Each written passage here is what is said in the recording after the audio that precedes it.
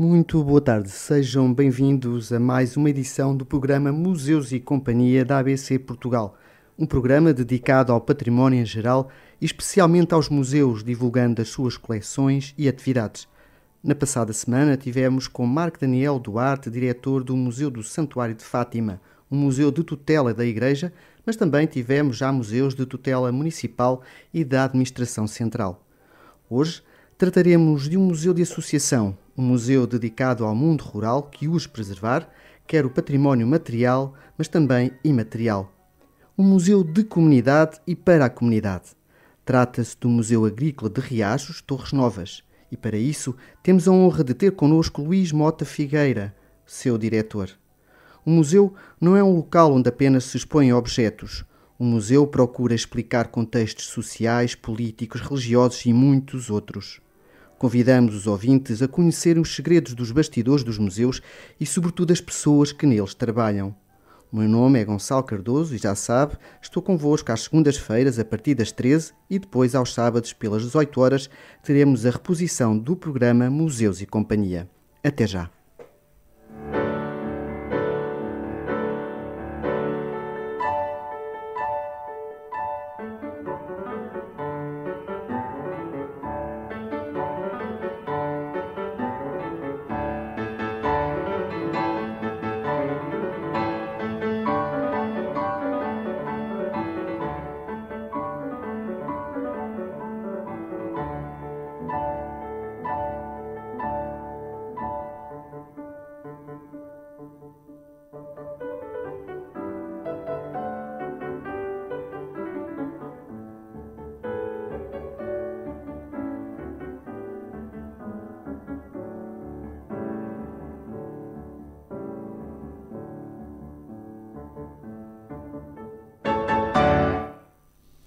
Muito boa tarde, Luís Mota Figueira.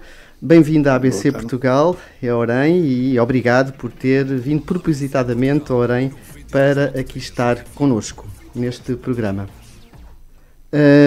Fale-nos um pouco de si. Portanto, é nascido e criado em Riachos. Em Riachos, precisamente. Nascido em Riachos, a parte da infância e adolescência foi passada entre Riachos e Torres Novas. Tomar também, Orem, enfim, na nossa juventude fiz parte de um grupo rock, que era o Ogiva, nós tocávamos aqui, grupo de baile, claro, na altura. Mas até já tínhamos músicas em português, é curioso. Muito bem. Portanto, a minha infância foi passada, o meu avô tinha uma oficina, portanto era um artesão. O meu pai é pedreiro, portanto era um homem que estava ligado à construção, mãe doméstica, avó doméstica, mas criava coelhos, galinhas, etc. Portanto, o ambiente da infância foi um bocado este. Depois, Riachos era a grande aldeia, uma aldeia que sempre esteve relacionada com o campo, diretamente com o campo, com o Polo do Boco e Lobo, por exemplo, com o campo de Golguém, que a maior parte dele é feito com rendeiros que são de Riachos, e Riachos tem uma característica muito interessante. É que tem no Singeleiro, e isto tem muito a ver já também com o museu, tem no Singeleiro o seu grande símbolo. O Singeleiro é um senhor que tem, digamos, que faz agricultura, mas tem uma junta de bois, e que no fundo no século XX, antes da mecanização dos campos, era, digamos, o grande ícone e dá origem, digamos, toda esta vida campestre de origem à festa da Benção do Gado, que este ano, esperemos, seja novamente vivida ao vivo. Mas, voltando um bocadinho atrás à minha formação, o meu primeiro curso é de formação, um curso de serralheiros da antiga Escola Industrial e Comercial de Torres Novas, depois fiz a secção preparatória industrial para irmos ser engenheiros no Instituto Técnico de Lisboa, na altura. Não era o superior técnico iam as pessoas do liceu, para o Instituto Industrial de Lisboa iam as pessoas, digamos, das escolas industriais. Depois, na altura, tive que fazer um ad hoc para António Arroio, decidi ir para as artes, e portanto, como eu não sabia nada de artes, tive que aprender, e foi interessante, porque o Fernando Marques, um grande amigo meu, que está em Castelo Branco, emprestou-me a biblioteca dele, era um homem que tinha... Ele, aliás, era professor de História, portanto tinha uma excelente biblioteca, mas na minha infância, a minha madrinha Gabriela Guimarães de Oliveira ficou viúva do Dr. Francisco de Oliveira, que era médico, e os meus pais eram, digamos, uma espécie de... A minha mãe era criada da casa e o meu pai era uma espécie digamos, do homem que olhava pelas coisas. E fui criado nesse ambiente e agradeço muito o facto de ter passado por estas coisas todas. Aliás, entrei na ferrovia ainda novo, Entrei como operário estagiário, que era assim um estatuto para bestial na altura. Depois fui desenhador, fui técnico superior e acabei e saí da CP como contramestre. Portanto, sou contramestre de oficina pela CP. Também trabalhei no comboio de socorro, que é aquele comboio que vai à linha quando os outros comboios caem. Todas estas questões, de facto, foram importantes quando eu iniciei, por indicação do professor Álvaro Vieira Simões, já falecido, mas foi meu professor na faculdade. Iniciei na Fundação Ricardo Espírito Santo e no Instituto de Artes e Ofícios a função nobre de professor das artes, e gostei muito. Muito e depois, bem. ok. E, portanto, depois tirou a História Sim, da Arte. eu depois tive uns anos sem ir à faculdade, depois acabei por fazer História da Arte com o professor Mendes Atanásio. História da Arte foi o primeiro curso da Faculdade de Letras de Lisboa, eu sou aluno, aliás, sou amigo de vários colegas, da Isabel, que foi diretora do Museu de Queluz, do Palácio de Queluz, enfim, do Nísio Franco, que é, digamos, que está no Museu Nacional da Arte Antiga, etc. Do próprio, que foi secretário de Estado, o Nuno Vassali Silva, que agora está em França e está a passear por lá e a ver coisas bonitas. Ainda aqui há dias contactámos. E, portanto, a rede que se foi criando tem muito a ver com vivências de pessoas com que eu aprendi muito, e vivências de espaços. Eu, por exemplo, quando era jovem, viajava muito pela Europa de comboio. Como era ferroviário e nós tínhamos passe internacional gratuito, só pagávamos uma cotazita, e podíamos acumular, digamos, aquilo que se faz nos aviões, milhas e tal, por aí fora. Portanto, devo também à ACP, isto tem que ser dito aqui, a possibilidade de ter viajado muito mesmo em Portugal e Espanha. Eu viajava muito de comboio. E abre os horizontes às pessoas. Exatamente, privilégio, e absorver era um privilégio, todo esse mundo. Eu gostei muito de trabalhar na oficina, atenção, eu mantenho uma oficina em casa. Eu em casa tenho uma oficina. Dei aulas durante muitos anos no Conservação e Restauro e mantenho, porque as técnicas de produção artística são importantes por outra razão. Nós conseguimos perceber o valor, a dimensão das artes, quando também estamos por dentro do métier. Quando nós só apreciamos um quadro, porque não quer dizer que isto seja menorizar quem o faz, mas era importante, se calhar, para muita gente que faz crítica de artes, ir às oficinas dos escultores, dos pintores, dos ilustradores, dos gravadores, dos fotógrafos, de toda esta gente. Ainda há pouco falávamos da dança, da coreografia, etc. Era bom que as pessoas que exercem o seu papel eu diria, de estudiosos, etc., também conhecessem algo do que é a materialidade das artes, que é muito interessante também. E essa veia artística para a pintura também pinta? Pinto também. Foi aluno do Sim, aliás, exato, o Júlio Pomar, na altura, o Júlio Pomar, aliás, como sabemos, também foi aluno da António Rui, portanto, nós tínhamos, às vezes, pequenas sessões com aqueles consagrados.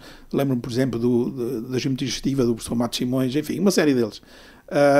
Agora também seria deselegante da minha parte esquecer alguns, mas António Rui foi de facto um sítio interessantíssimo.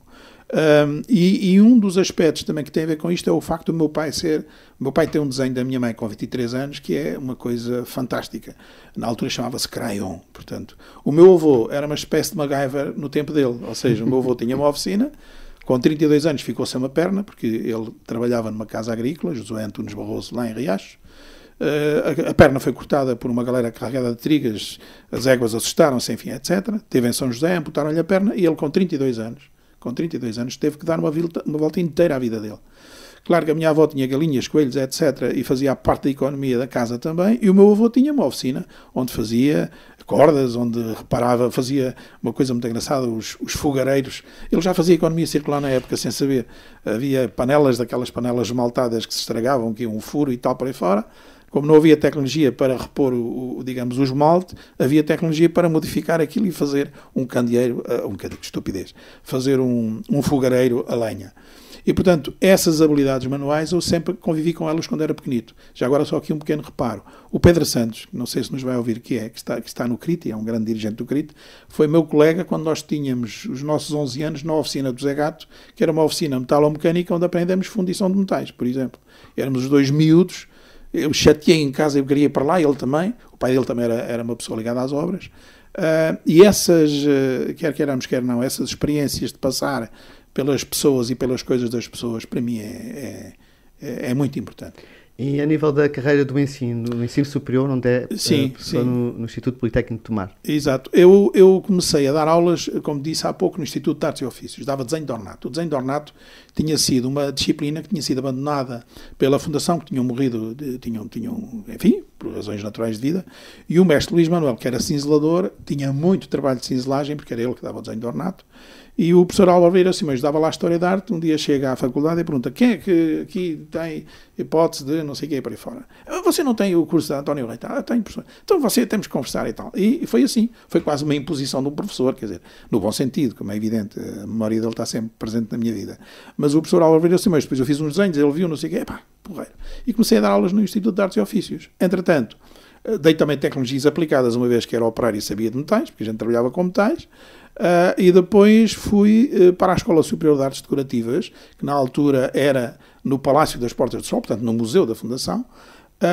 A minha sala de aulas era espetacular, tinha uma vista sobre o Tejo, a entrada do Tejo, quando ele vem a chegar a Lisboa, espetacular. Inspiradora. E eu dei muito desenho de móveis, que era para designers de interiores. Aliás, o arquiteto... eu às vezes me falham, o Ricardo lembra-me dele, que é um homem que eu estimo muito também, que era meu colega, é que me disse: Luís, tu podias dar perfeitamente desenho de móveis, eu dou aqui toda a componente da arquitetura e tu ajudas-me e tal para aí fora. E foi assim que começamos. Ou seja, esta hipótese de nós podemos passar os nossos conhecimentos, e é uma coisa que para mim é fundamental. Eu acho que os conhecimentos passam-se sem sermos máquinas. Temos que ter alguma inteligência emocional.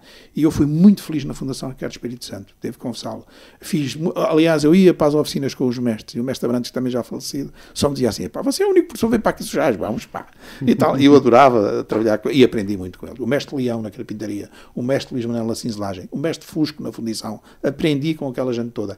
Não sei se eles aprenderam alguma coisa comigo, mas de facto, esta ideia da troca natural, não havia horários. Eu, quando tinha um bocadinho, passava por lá e às vezes dizia: mestre Branco, não estou a incomodar. Não, esteja à vontade, olha, vá ali para o pé do mestre Leão, que eu já lá voltei consigo e tal. E o ambiente das oficinas era qualquer coisa fantástica. A Isaura, que era da encadernação, fazia aquele papel marmoreado dentro daquelas tinas com várias cores.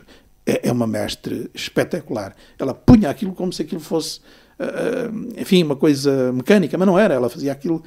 E era brilhante ver isto, não é? O douramento, as pessoas, enfim. Aprendi muito lá, sem dúvida. E depois para tomar? E depois vim para tomar a convite do professor Pacheco de Amorim, porque eu vim cá fazer uma visita de estudo com alunos precisamente da Fundação.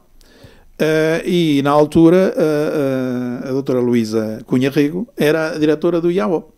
E diz: professora, a gente vai a tomar, veja lá. Como a minha mulher dava química no IAO, Cecília Batista, eu disse: mete lá uma cunha que a gente quer vir aí fazer uma visita com os alunos da Fundação, etc, por aí fora. E foi assim que as coisas começaram. Fizemos a visita, entretanto começámos a conversar. A professora Luísa diz: e o professor Luís Mota, aqui da zona, é de Riacho e tal. Bom, e o Politécnico, na altura, como sabem, em 90, estava, enfim, a dar os primeiros passos. E eu entrei em 91, tive quase um ano sem receber, mas tipo pro bono, mas com todo o gosto, e depois, a partir de determinada altura, fizeram o contrato e eu ainda dei durante uns anos aulas lá e cá. Entretanto, a dado momento, temos de ter noção da nossa capacidade e já agora do benefício das nossas aulas, não é? E a dado momento tive que dizer: tenho que optar ou lá ou cá. E cá entrei como equiparada professora adjunto. Lá estava a Recibos Verdes e, portanto, eu em 89, quando a minha filha nasceu, a Inês Melo, que tem 32 anos, lembrei-me: então agora é a altura de optar. Como eu queria ficou mais perto das suas raízes. Exato, e eu queria que a Inês tivesse a nossa educação campestre também. A Inês hoje está em Lisboa, está na nossa casa em Alcântara, mas esse período foi fundamental. E aqui, pronto, as mulheres merecem sempre tudo e mais alguma coisa, e a minha mulher foi simplesmente impecável nessa transição, porque não era fácil, 19 anos, e numa carreira já como contramestre, com a possibilidade de evoluir ainda mais dentro da CP e largar aquilo para virar o que eu gosto de fazer, que é dar aulas, não é? Quer dizer, foi um bocado duro. E teve sempre esse desejo de voltar às suas raízes? Sempre. Aliás, todos os périplos que eu fiz, e tive algum tempo em vários sítios fora, por exemplo, quando eu estava na Holanda, estava sempre a pensar, ou quando estava, sei lá, na Itália, estava sempre a pensar: isto era importante lá para nós e tal. Aqueles exemplos todos nós viajamos, fazemos assim: na minha terra também isto também era capaz de ficar giro. Eu acho que isso é muito português, quer dizer, acho que isso não é meu, acho que é muito nosso, não é? Acho eu. Muito bem. Entrando então em Riacho, fala-nos um pouco do contexto, como surgiu este Museu Agrícola de Riacho. Como eu disse há pouco, há uma festa grande que é a festa da Benção do Gado, que era a antiga festa de São Silvestre, dos agricultores. A festa da Benção do Gado em 53, portanto a meados da década do século XX, também um bocadinho impulsionada por aquelas questões do Estado Novo, da campanha do Gosto, do António Ferro, dessa gente toda. aliás, do folclore e tudo isso, decidiu-se fazer em 53 uma grande mostra etnográfica e foi aí, parece-me a mim, que a Festa da Benção do Gado fez a grande viragem. Tornou-se um certame, tornou-se um evento que, sendo interno, portanto, sendo dos agricultores riachenses, aliás, hoje temos a Benção do Gado, associação cultural, que é gerida por agricultores, portanto, não tem ninguém que não seja, digamos, da área, chamemos assim, e, evidentemente, também lá estou eu e tem outras pessoas que não somos agricultores, mas a essência rural mantém-se em Riachos. E isso, aliás, o museu nasceu de uma grande exposição de maquinaria e de utensílios agrícolas. Depois alguém se lembrou, já agora era bom fazermos um museu com isto. E foi assim que o museu começou. Muito bem, então antes de entrarmos, digamos assim, no museu e conhecer as suas coleções e todo o trabalho que vão desenvolver, vamos só um momento de uma pausa para os espaços comerciais. Até já.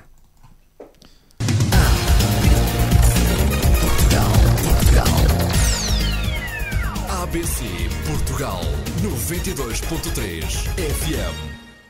E voltamos ao nosso programa Museus e Companhia. Estamos à conversa com Luís Mota Figueira, diretor do Museu Agrícola de Riachos. Percebemos um pouco do contexto do surgimento deste museu, que é um museu que tem coleção, guarda coleções e memórias também. Estávamos a falar há pouco de histórias que o Luís Mota Figueira se lembra em criança, das tradições, a história do toiro azul. Era uma ficção que um agricultor nos contava a nós miúdos, mas que, como não ficou fixada, provavelmente da minha idade ainda haverá gente que se lembrará na Rua dos Riachinhos, que era onde eu morava na casa dos meus avós. Mas tenho pena de não termos nenhuma perspectiva de como é que podemos reinventar essa ficção, que era fascinante. Lembro perfeitamente, ficávamos horas e horas a ouvir aquele senhor, era o senhor Rainha. Penso que era o senhor Luís Rainha, não tem? Luís Rainha ou Francisco Rainha, porque também havia o Alfredo Rainha. Portanto, era da família dos Rainhas, mas eu penso que era o Luís Rainha. Pronto, são essas histórias que depois também nos marcam e nos entusiasmam para estas tradições e ao mundo rural. Portanto, o museu está aberto ao público, só para os nossos ouvintes saberem, se tiverem interesse em visitar, em que dias, horários e preços. Portanto, nós não temos bilhética, começa por aí, ainda não temos. E não temos por uma razão muito simples. Não temos quadra de pessoal, nem temos orçamento anual. É bom que isto fique muito claro. É um museu de associação. É um museu de associação. A presidente da associação é a Mafalda Luz. Muito bem, aproveito de estar a ouvir e cumprimentar a Mafalda. A Mafalda acabou o curso de História em Coimbra, depois começou a estagiar em 94, precisamente, quando eu fiz, digamos, o contrato. Eu tenho inclusivamente um contrato de pro bono com a associação, no sentido de preservar quer o lado da associação, quer o lado da direção técnica do museu. A Mafalda, neste momento, é presidente da Associação para a Defesa do Património Histórico e Natural de Riachos, mas nós, eu e o Dr. Carlos Trincão Marques, um dos fundadores, elevámo-la a diretora adjunta há uns anos, porque considerávamos que o trabalho da Mafalda e aquilo que tem sido a dedicação da Mafalda era muito importante para o prosseguimento, digamos, da nossa visão. Por outro lado, a Mafalda tem neste momento a grande responsabilidade dos serviços educativos do museu, até porque ela tem uma longa e bastante profícua ligação com os agrupamentos de escola. É, digamos, o meu braço direito dentro do museu. Aliás, houve até uma sugestão que o Gonçalo devia ter convidado também a Mafalda para estar aqui comigo. Eu percebo essa questão, mas temos lá o Carlos Nuno, que é antropólogo, o José Manuel Martins, que é um rapaz que fez um mestrado em Educação de Adultos e que está agora a produzir um trabalho que vai sair em breve, que eu não digo aqui o nome nem nada, para criar ainda mais entusiasmo, e se quiserem estar presentes no lançamento no museu, teremos todo o gosto depois em comunicar ao Gonçalo. Depois o Manuel Carvalho Simões, um senhor com 90 anos, que é também um dos fundadores do museu, que está presentemente connosco, foi fogueiro de máquinas industriais, sabe mais de arqueologia industrial do que eu, não tenho dúvida nenhuma, e no fundo o senhor Guilherme Mendes Pereira, que é uma das pessoas que também esteve sempre connosco no museu. Depois o Pereira Jorge, que é atualmente o presidente da Junta de Freguesia e que em 2009 foi ter connosco, dizendo-nos a mim, ao Dr. Carlos Trincão Marques e à Mafalda, bom, queremos criar aqui um núcleo de artes e tal, para fora é possível? É, claro que sim. Ou seja, neste momento o NAR, que está agora a ser até dirigida por outra pessoa, mas o NAR tem a marca do Pereira Jorge e tem a marca da Mafalda e tem também, de algum modo, se me é aqui permitido, um pouquinho a minha marca e a marca do museu. E criamos há muito pouco tempo o NESTMAR, que é o Núcleo de Estudos do Museu, que é coordenado, não por mim, mas pelo Carlos Simões Nuno, que é antropólogo. Olha, dia 24, por exemplo, à noite vamos fazer a recepção a pessoas que nós convidamos para fazerem parte do nosso NESTMAR, porque queremos também imprimir uma matriz científica ao próprio museu. Independentemente de não termos, de facto, temos um subsídio da Câmara Municipal de Torres Novas. Pois eu ia perguntar precisamente como é que sobrevive eu agradeço muito, esta associação. Eu agradeço muito. Agradeço no sentido de retribuirmos com serviço público. Aliás, sabe que eu defendo muito o rendimento mínimo museológico. E o rendimento mínimo museológico, eu editei um livro com a Dina Ramos, a minha querida colega Dina Ramos, da Universidade de Aveiro, em que chamamos mesmo ao título do livro Museus de Comunidade, Manual para Apoio à Gestão, em que defendemos exatamente esta ideia. Não é possível que o país ignore, e eu não falo do Museu Agrícola de Riacho, falo das centenas, digamos, de ranchos folclóricos, de associações culturais, de museus locais da nossa dimensão, que tem, digamos, um trabalho em prol da cultura que é, enfim, incontornável e que penso todos nós percebemos, claro, com alguns erros uns, com coisas muito certas outros, mas há, digamos, um contributo para o país da cultura popular, deixe-me usar esta expressão, que juntamente com a cultura académica e explícita tem este resultado, porque vamos ser aqui muito precisos também. Se não houvesse a parceria que temos tido com o Instituto Politécnico de Tomar. Basta lembrar que o atual presidente, o professor João Coroado, sempre nos apoiou. Aliás, lembro que em 94 fizemos um evento sobre, ele é geólogo de formação, sobre aspectos relacionados com a geologia, e ele esteve lá a explicar materiais, etc. por aí fora. O Ricardo Triães, por exemplo, que é um colega nosso que é diretor de curso também de Conservação e Restauro, e que foi meu aluno também, vai colaborar connosco e está a colaborar connosco. O Beto, peço desculpa aqui, é o irmão dele, que é um gráfico de primeira água, também está a colaborar connosco. Todas estas colaborações pro bono fazem parte do Museu de Comunidade. Mas eu chamo a atenção, e penso que estes programas também servem um pouco para isso, para que as autoridades que têm capacidade de desenvolvimento de planos bem estruturados, e aqui a rede dos museus do Médio Tejo devia, do meu ponto de vista, pensar também essa questão, é importante que estes pequenos museus tenham também financiamento. Porque eu não tenho o pessoal que tem um museu municipal, que também se queixa, e alguns com muita razão, de que não têm pessoal para as tarefas do museu. Agora, nós produzimos, aliás, tenho que agradecer aqui também publicamente à ADIRN, que tem sido um parceiro, digamos, 5 estrelas, como eu às vezes brinco com estas questões, porque fizemos as oficinas da terra, fizemos as oficinas da natureza, fizemos as oficinas da tradição e modernidade, com 3 pessoas a pensar nisto.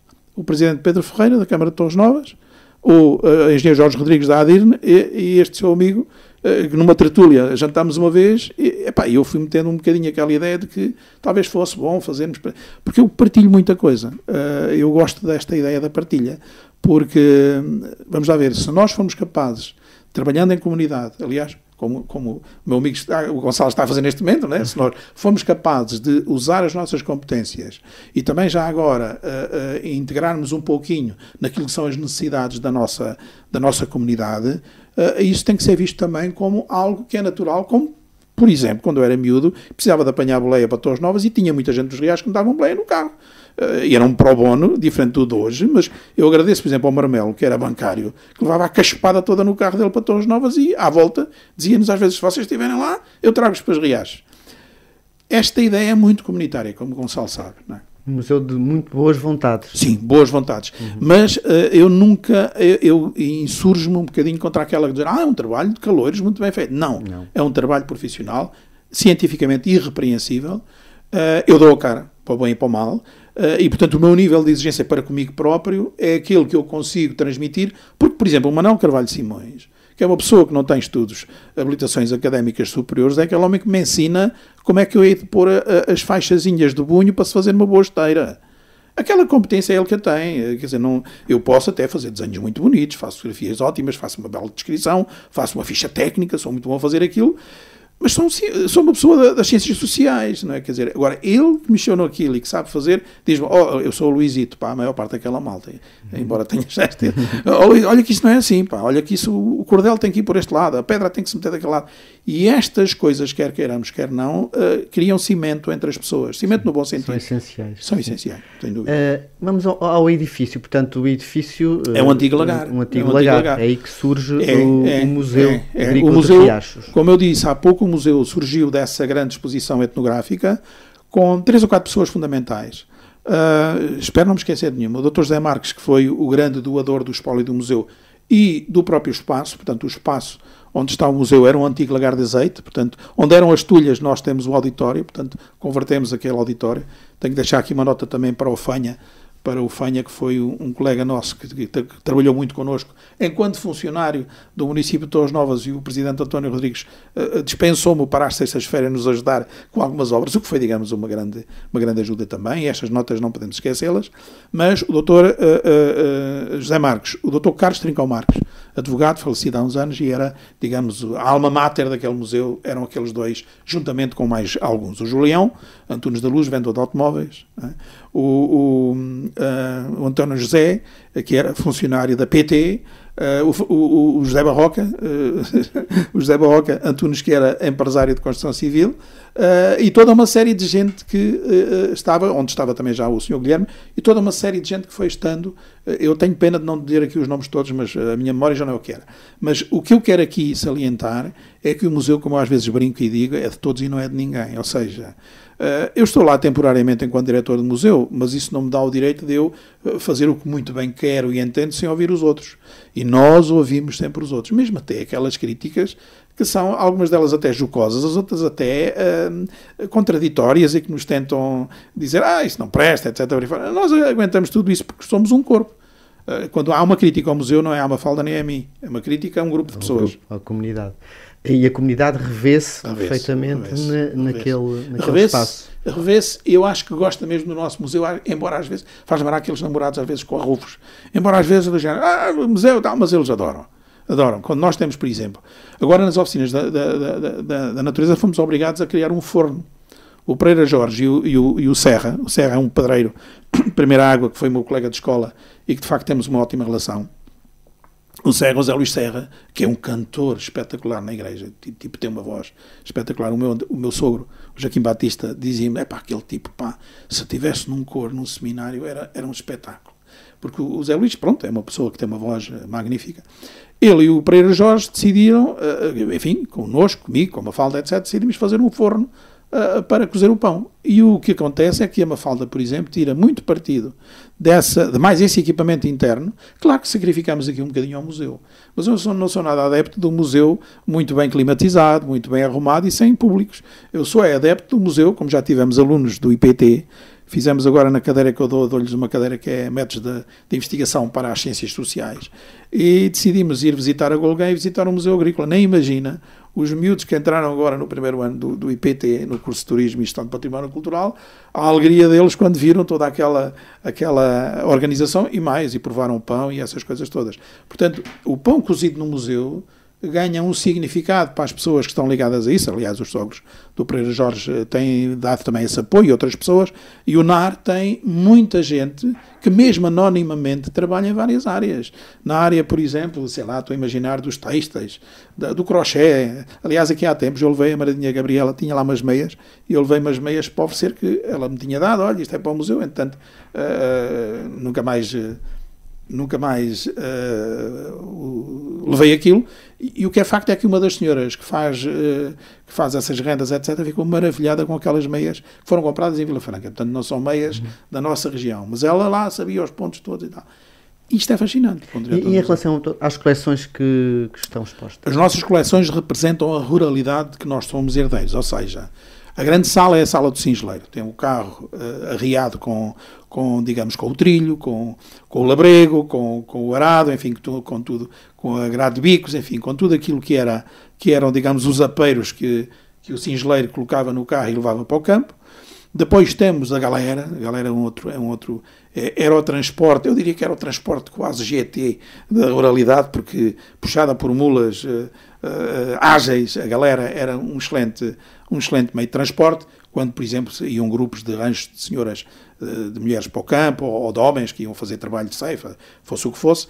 Mas o que é interessante também perceber-se é que dentro destas coleções nós temos a horta, temos os valadores, pesos e medidas, temos um nicho dedicado ao padroeiro, ao São Silvestre, precisamente, do guarda-pó da antiga Capela de Santo António, da antiga Igreja de Riacho, que estava num carpinteiro e estava a ser desmontado para fazer molduras, caixilhos para fotografias, imagina. E o Sr. Francisco da Clara foi espetacular e disse, está bem, então isto vai lá para o museu, e portanto está exposto neste momento no museu. É um guarda-pó lindíssimo, de uma simplicidade rústica, típica de uma igreja campestre ou uma igreja rural, mas depois temos a coleção também dos transportes, temos o Aranhão, temos o locomóvel, esse que já entra dentro da arqueologia industrial, e depois temos também a charrete, um carro de cavalos. Se eu fosse para alguém que dissesse charrete, o Dr. Veiga Maltês corrigia-me logo, é um carro de cavalos. E depois temos o rio também, temos depois o médico da aldeia, que é o espólio do Dr. José Moreira, que eu agradeço aqui também o facto de nos ter dado esse espólio. A Casa Pataratas, ainda há pouco tempo, Torres Novas, ofereceu-nos um torno de tornear que está na coleção do carpinteiro. Depois temos o sapateiro, que era, digamos, o pai de Joaquim Alberto. O Joaquim Alberto é outra pessoa que sempre esteve muito ligada ao museu e à Comissão de Mergulhamentos, etc., por aí fora. Ou seja, nós temos a representação das nossas coleções, é uma representação mesmo comunitária, ela sai da comunidade e não foi o museu que andou a procurar em feiras, especialidade e tal, não. Aliás, é uma coisa curiosa, o Dr. Carlos Tinhão Marques dizia isto muita vez, as peças são das pessoas, se as pessoas as quiserem levar, não há problema nenhum. Portanto, é parte também da iniciativa deles próprios doarem ao museu, porque quase todos os dias sabem que vai ser conservada e têm o gosto de mostrar ao público. Eu há uns tempos tive o privilégio de fazer uma visita técnica ao vosso museu e assisti a testemunhos de agricultores que explicaram alguns dos objetos e as suas memórias do mundo rural. Isso é uma presença recorrente? E já está fixada em multimédia, a maior parte dela. Nós tivemos há muito pouco tempo, há um mês talvez, o Giuseppe Zoppo.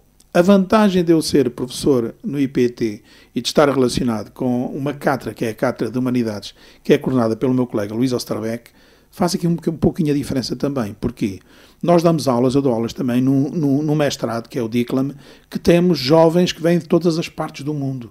Eu ainda no sábado estive a dar aulas a pessoas que vêm da Colômbia, outras que vêm da Bélgica, outras que vêm de outros países. Já tivemos estudantes da África do Sul, já tivemos estudantes do Brasil, temos sempre. E, portanto, esse contacto internacional permite brincar um bocadinho com aquilo que o professor António Covas defende lá no Algarve, que é, somos uma instituição local, ou seja, o museu aqui tem tido o apoio, e eu tenho que dizer isto com toda a clareza, tem tido o apoio das instituições que estão à nossa volta, município, CIMT, etc., mas, acima de tudo, do IPT. E, portanto, eu aqui não posso esquecer a minha casa-mãe, que, no fundo, tem contribuído para que eu, inclusivamente, quando saio, nós agora temos um projeto muito interessante.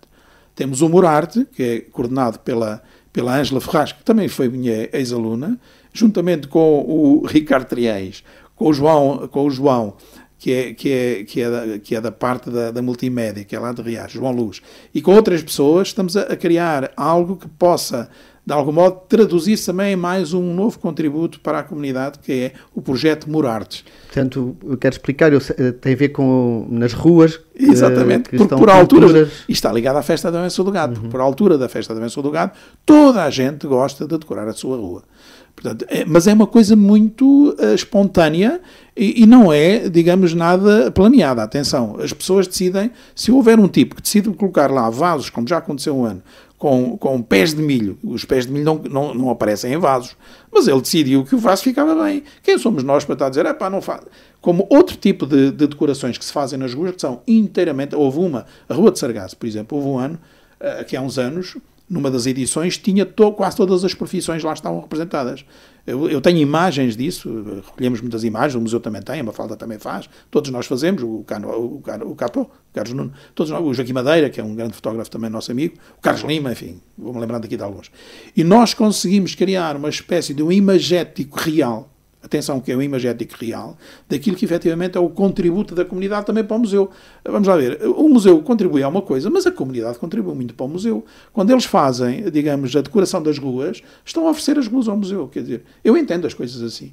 E portanto, neste sentido, há aqui uma relação bionívoca, digamos assim, de lá para cá, de cá para lá, que funciona muito bem. E algumas ruas, portanto, fazem pinturas em sim, murais, exatamente. Pinturas murais precisamente. Que permanecem e que retratam alguns apontamentos. Alguns apontamentos muito interessantes. Por exemplo, há uma amiga nossa, que é pintora, que é a Dadinha, que fez a Lenda da Galga. A Lenda da Galga, a Galga, eu lembro-me quando era criança, era, digamos, uma figura mitológica ligada aos lobisomens, àquilo tudo, etc.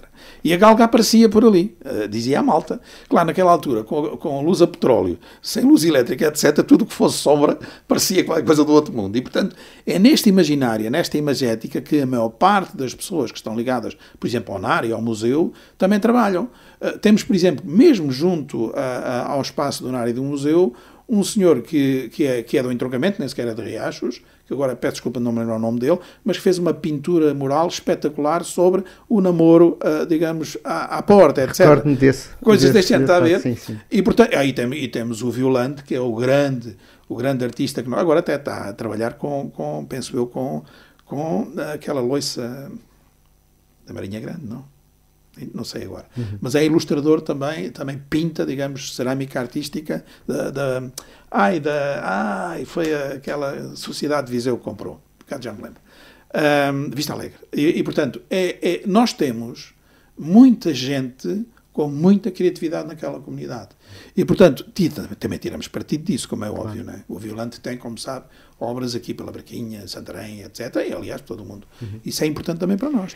Eu recordo-me nessa visita do senhor, não recordo o nome dele, eram dois até, e que falou, estava ao objeto, as gadanhas, não é? Os gadanheiros, que eu desconhecia por completo, e que disse que eles eram os que mais recebiam, tinham um certo estatuto. Sim, tinham. E lá está, o museu traz disto, porque eu depois em casa comentei com o meu pai, nunca tinha ouvido falar dos gadanheiros, e ele, como viveu um período, os meus avós, os pais deles viviam aqui numa quinta próxima, Quinta dos Bastos, e ele recorda-se de virem gadanheiros de Riachos a trabalhar ali Olha, essa vou-lhe roubar. E que eram muito altos, eram grandes, que têm um estatuto. Portanto, esta ligação é importantíssimo. Nós temos até um acervo fotográfico, já que há muitos anos eu fiz um trabalho que era o Etnofoto. O Etnofoto, aliás, quem trabalhou comigo nessa altura, até foi a Eunice Lopes, conhece bem, que nessa altura era assistente, e nós trabalhamos num projeto que eu tinha criado na altura, que era o Etnofoto, que ainda não está morto. Mas lembro perfeitamente, quando publicámos esse artigo, houve muita gente que me disse, porreiro, aquele tipo, eu lembro-me dele e tal. E isso também ficou um bocadinho como fermento. E as pessoas hoje, quando vão olhar as fotografias antigas, já não é só saudade. Isso era antes de tudo isto. Isto tem aqui as mãos e as cabeças de muita gente. O jornal O Riachense, por exemplo, o jornal O Almonda, o jornal A Barca, a maior parte dos jornais aqui da região também têm ajudado o museu nesta sua missão. Basta dizer que, por exemplo, os gadanheiros também iam gadanhar, iam fazer as searas onde hoje é o Jardim Zoológico. Portanto, há lembranças destas, não é? Eles iam até ao Campo Grande de Lisboa e gadanhavam onde hoje está, as Laranjeiras, onde hoje está, digamos, aquela parte do Jardim Zoológico. Portanto, isto não são apenas mitos, não são apenas memórias esfumadas, são factos que nós também temos a obrigação, agora no século XXI, em 2022, também temos a obrigação de traduzir isto para as camadas jovens perceberem que os trisavós, enfim, que esta linha umbilical que nos liga nesta ruralidade não nasceu por acaso, ela vem de muito longe. Portanto, havia esta migração, entre aspas. Sim, era mesmo migração. Era. Os tais, que iam, mesmo aqui do norte do concelho, sobretudo, iam para as mondas do Ribatejo, para a Golgã. Exatamente. Por exemplo, a cultura aqui da parte norte, já de Orém, etc., toda esta zona aqui das próprias beiras, etc., nós também no museu somos devedores delas. O meu avô tocava realejo. O realejo era aquela concertinazinha de mão e tal, por aí fora. E animava os bailes lá dos barrões, como se chamava na altura. O Casal das Flores, que hoje é, digamos, uma quinta que tem também digamos, uma função, uma valência de lar de seriedade, mas tinha, digamos, o quartel dos Barrões, que era assim que nós, em miúdos, conhecíamos. E eu lembro perfeitamente que nessa altura as pessoas vinham apanhar a azeitona, vinham fazer as safras do figo, também vinham pessoas... O figo era mais na zona de Torres Novas, Assentis, mais para esse lado. Mas o que é facto é que toda esta ruralidade que se movimentava, há ali um interpenetrar de culturas estranhas, neste sentido geográfico, mas que hoje já são nossas. E que são do mundo, ao fim e ao cabo. Quer dizer, se nós tivermos aquela ideia de fronteiras fechadas, das duas, uma, ou somos doidos ou só andamos distraídos. Se andamos distraídos, temos que ter alguém que chame a atenção. Somos doidos, enfim, haverá cura, imagino eu. Mas o museu tem essa coisa. E o estatuto, que há pouco o Gonçalo falava bem, a diferenciação na escala social dos camponeses tinha estatuto, de facto. Até a dançar o fandango. É bom que se diga isto. Nós temos um rancho folclórico, que era da Casa do Povo, agora que fazem parcerias também. Exato, temos aliás o Sr. Joaquim Santana. Nós criamos o Centro de Documentação Joaquim Lopes Santana, em homenagem ao Sr. Joaquim Santana, que foi uma figura importantíssima em Riacho do ponto de vista da cultura popular. Ele editou livros, aliás, eu tive o gosto de fazer o prefácio de um deles, e era uma pessoa que também era fundador do museu, portanto, com o João da Luz, com o João Julião Antunes, com aquela gente toda, aliás, com o meu amigo, já partiu também, que era o Sopas, quer dizer, que era a Sopas em Alcunha, que é o Joaquim Pereira. Enfim, toda esta gente, e a esposa, que também foi uma das fundadoras, que é... Epá, os nomes, isto peço imensa desculpa, mas às vezes... Pronto, não interessa. Não tem problema. A Fernanda Oliveira, tenho que lembrar dela. A Fernanda Oliveira também foi muito importante nesta matéria e também foi dançarina do rancho, etc. O rancho folclórico trouxe algo de muito importante. É que, embora tivesse ainda aquele espírito Estado novista, os próprios elementos, a Célia Barroca, por exemplo, também dançou, que foi minha colega, já está aposentada, mas foi minha colega no Instituto Politécnico de Santarém, era uma das pessoas que também estava nesse meio. Ou seja, Riacho sempre conseguiu ter todas as camadas, quer com habilitações académicas ou sem habilitações, todos a trabalhar dentro da comunidade. Isto, eu penso que é muito a nossa alma, muito sinceramente. É o nervo que nós temos. Epá, eu, se calhar, sou otimista. Eu sou um otimista compulsivo e às vezes levo tareia por causa disso. Mas isto a mim agrada muito, ter esta imagem de pano, de fundo. Sim, fantástico. Voltando um pouco aos serviços educativos, que há pouco falámos, que a Mafalda está muito por dentro, portanto, recebem escolas e a reação daquelas crianças, se calhar algumas afastadas do mundo rural, porque creio que não só serão crianças dali de Riacho, virão até de cidades. Qual é a reação dessas crianças? É muito interessante por isto, porque primeiro estranha-se, depois, como é que é? Primeiro estranha-se e depois entranha-se. É um bocadinho assim. Olha, vou-lhe contar um caso que eu conto sempre. Nós tivemos um miúdo que era o chamado miúdo problema, que toda a gente nas escolas, todos os professores conhecem o miúdo problema, não é? E ele, entretanto, o professor José Luís Pestana, que eu tinha pedido o destacamento dele para ser, digamos ele, o coordenador das oficinas pedagógicas, agora está com problemas de saúde, e eu estou a assumir essas oficinas agora, mas lembro que o professor José Luís Pestana uma vez me disse, temos um miúdo e tal, ele aqui na oficina, ele comigo, temos as oficinas pedagógicas, ele aqui comigo, vai bem e tal, para aí fora. Há um dia em que eu venho ao Café Cantinho tomar o meu café da manhã, um sábado, tinha comprado o jornal, já me vinha ali tomar o café, chovia copiosamente. O miúdo estava à porta, praticamente todo ensopado. Eu vejo, passei no carro e digo, o que estás aqui a fazer, pá? Já nem me lembro do nome dele. O que é que estás aqui a fazer? Estou a esperar que me abram a porta. Jovem, mas hoje é sábado. Hoje o professor José Luís Pestana não está cá. E era um dos tais alunos que tinha dificuldade de integração, aquelas coisas todas que a gente sabe que são problemáticas, digamos, no meio ambiente, no meio escolar. Mas o que é facto é que, quando eles chegam, ficam, por exemplo, extasiados. Já imaginou o que é a Mafalda a ensiná-los a fazer pão? Claro, com a Dona Emília e com as pessoas que a ajudam, etc. Depois os miúdos, quando vem o pão, já sabem que ele não vem no saco do supermercado. Ele vem, às vezes, ainda com um bocadinho de cinza a sair do forno. E os miúdos têm essa percepção. Espera aí, isto afinal não é como nós estamos habituados a fazer.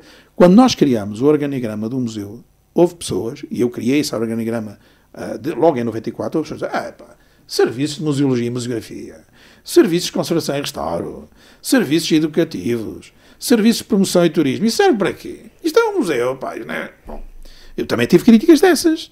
E foram estas pessoas que nos foram ajudando a ultrapassarmos essas críticas e a criarmos agora uns serviços educativos, que eu devo dizer isto com toda a clareza, é modular dentro da rede dos museus do Médio Tejo.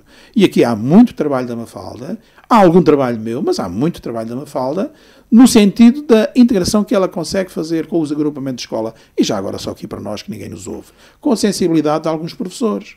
Nós também conhecemos, eu lembro perfeitamente do tempo em que alguns professores deixavam os alunos e iam tomar café quando o café cantinho estava aberto. E os alunos ficavam ali, coitada da Mafalda, sozinha, tinha que os aturar neste sentido. Hoje as coisas mudaram, felizmente.